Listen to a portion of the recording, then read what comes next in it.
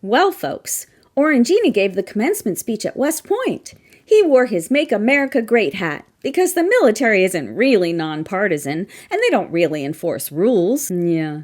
They just pretend they would defend all Americans the same, but if they had to make a choice, the MAGAs would always get saved before the libs. Orangina talked about trophy wives. I guess he assumed the graduates are all on track to leverage their uniforms to acquire ornamental transactional relationships like him. Of course, the 20% of women and 25% to 30% of minorities must know by now, even a well-decorated uniform isn't going to do much to get them ahead in Orangina's America. At least the women have the possibility of becoming trophy wives if they can sex themselves up enough. The non-sexy chicks and non-white men are toast. Hopefully, by the time Orangina got to the podium, the graduates had been debriefed on all of the caveats to the notion of honor that they've been taught. West Point's honor code is pretty simple. A cadet will not lie, cheat, steal, or tolerate those who do. Yeah, that's a bummer, huh? The tolerate part sets up quite a pickle. Every single graduate of West Point has already broken their code of conduct just by going to graduation.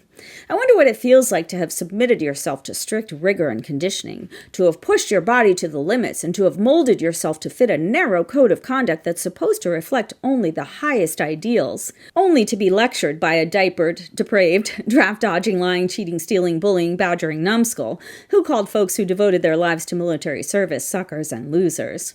It's like inviting a child molester to give a speech at the annual spelling bee. I mean, really, folks, think about that. The military is supposed to be our most honorable entity. At least, we sure fund the military as if it deserves the most pride our nation can muster.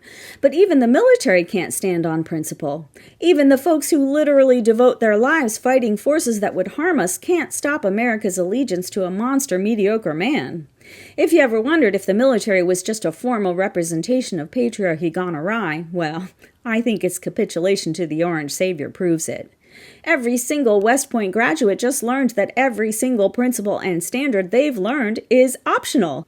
Every one of them knows rape is bad, racism is bad, misogyny is bad, cruelty is bad, defying the Constitution is bad, stealing from Americans is bad, except when the perpetrator is giving your graduation speech. Then all those things are just water under the bridge, because the TV guy is funny. Sure, West Point grads know more than anyone that the system rots from the inside out when you make exceptions to the rules for crooks and scumbags. But hey, what's a little rot when you're having fun?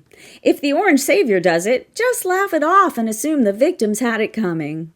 I guess we can be sure of one thing. West Point grads know their education was bullshit. They can be everything they were taught to be, or they can be schneedles and everybody else can suck it. Yay, America. Yeah.